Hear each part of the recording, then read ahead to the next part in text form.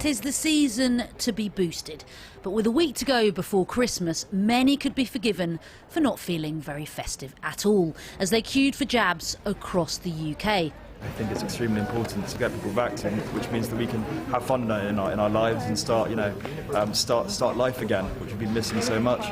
Once you got into here, a very long wait to get in, 2 hours because of walking. Unable to get the appointments made on the app, so it's great to get in and get the booster and be as protected as he can be. While the government's scientific advisors said stricter restrictions were needed now to stop the surge in cases, with warnings hospitalisations could peak in the thousands. And after the huge surge of cases in the capital this afternoon, Sadiq Khan declared a major incident. We're incredibly concerned by the huge surge in the Omicron variant. Over the last 24 hours, we've had the largest number of new cases since this pandemic began, more than 26,000. Hospital admissions are going up, but also staff absences are going up by a massive level. So I've taken the decision, in consultation with our partners, to declare a major incident today. The World Health Organization warned the Omicron variant is spreading significantly faster than the Delta strain.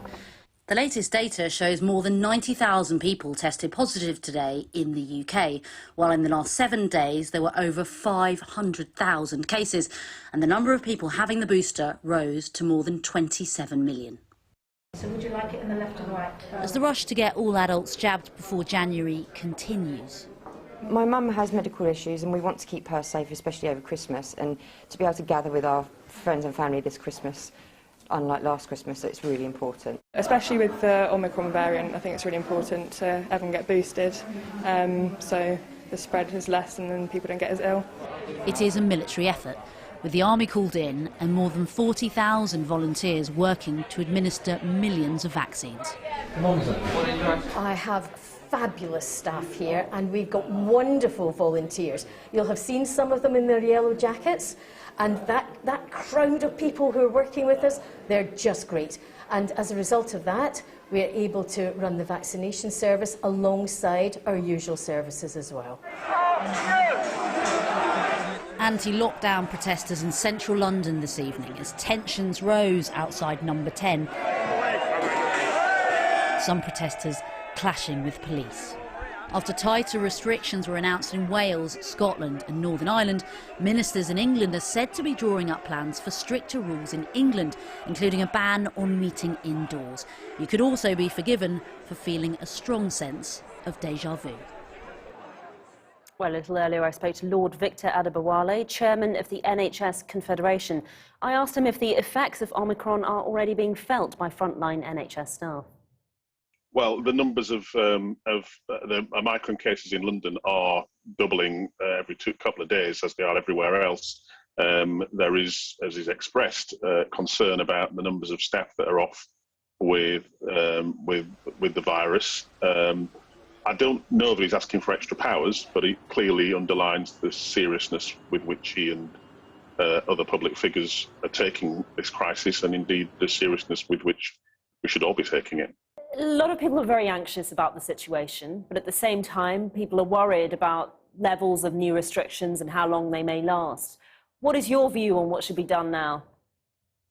Well, our own view is that, and my members, I think, would say that we don't know enough about the virus, but what we do know is that it's spreading very quickly.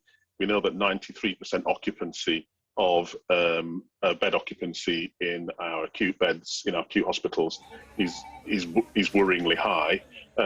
We know that puts pressure on our social care system, because we have to move those people out of hospital as soon as we can, and at the moment there's very few places we can move them to, and as I've said, we have issues around staff getting ill. So we are in trouble, and we need to be taking this very seriously, and I would encourage people to consider their social interactions very carefully, to get the jab. Plan B has been brought in, which is what me and my members wanted, and we need to monitor the position extremely carefully, and the government needs to prepare to take further action if necessary and recall Parliament to do so. There is some talk of a circuit breaker lockdown, a lockdown for 2 weeks or so over Christmas or after Christmas. What do you think about that? Well, again, I think that if it's necessary, then we should do it. And the virus, unfortunately, doesn't regard Christmas or any other festival as an issue. I think I would love us to have a great Christmas, that everyone to have a great and enjoyable Christmas. But we need to be careful, and the government should act on the evidence and on the advice of science and advise clearly and consistently. The worry, though, is that this could go on for much longer than people expect, as has happened with the sort of previous lockdowns and restrictions.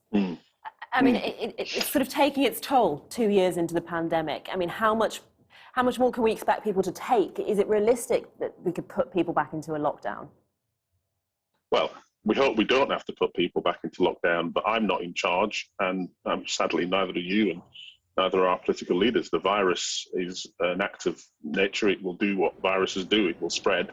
I do think that the public will respond well to the safety, to consistent messaging from policymakers, from politicians and from science. And that's what we've got to do. We need clarity of message, clarity of leadership. I think the public will respond well to that because they know that the virus it's here. You know, it is a fact of life. We have to live with it. And we have to protect ourselves, our loved ones, and our public services from its worst ravages.